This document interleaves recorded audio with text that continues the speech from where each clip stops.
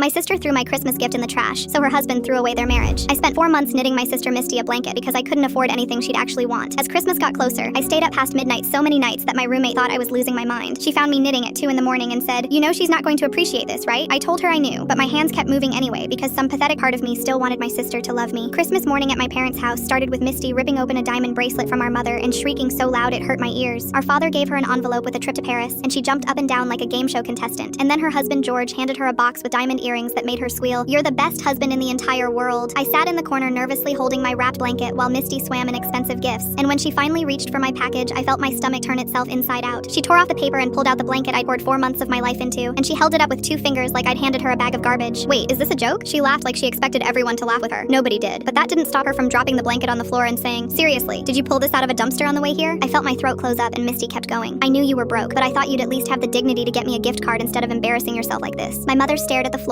and my father started playing on his phone. Misty picked up the blanket with one hand and tossed it into the trash can in the corner. "That's where that belongs, and honestly, it's a perfect metaphor for your entire life." She laughed again while I sat there feeling like I'd been punched in the chest. George stood up from his chair and I prepared for him to join in because he'd always seemed like the type who looked down on people like me. But instead, he walked over to the trash can and pulled out my blanket. He held it up to the light and I watched him actually look at the stitches I'd spent months perfecting. He turned to Misty. "Do you know how many hours this took to make?" Misty rolled her eyes. "Oh God, George, don't start with the sentimental garbage." George kept talking. "This took her hundreds of hours to knit while you were blowing my money on handbags you use once and screaming at waiters for bringing the wrong salad dressing." Misty's face twisted and she told him to shut up. George smiled and kept going. "You just threw your sister's gift in the trash and told her it was a metaphor for her life, and you want me to shut up?" Misty said he was being dramatic over a stupid blanket, and George laughed in a way that made everyone flinch. "I have made excuses for you for 3 years. I have told myself that the tantrums and the cruelty and the way you treat people beneath you was just stress. But this is who you actually are, isn't it?" Misty's mouth fell open and she looked at our parents for backup, but George pointed at them and said, "Don't even think about it, because you two are just as guilty for sitting there like cowards while she tears your other daughter apart." My father started to stand and George said, "Sit down before you embarrass yourself." My father sat. George looked back at Misty. "I have watched you be rude to servers and nasty to cashiers, and I told myself it wasn't that bad, but you just looked at your own sister and told her that her love belongs in the garbage." He stepped closer to her. "I want a divorce." Misty started screaming that he was humiliating her, and George said, "Good, now you know how your sister feels, except she didn't deserve it and you absolutely do." George walked over, folded the blanket carefully, then placed it in my hands. "This is the most thoughtful gift anyone in this room has ever received, and I'm sorry it went to someone who didn't deserve it."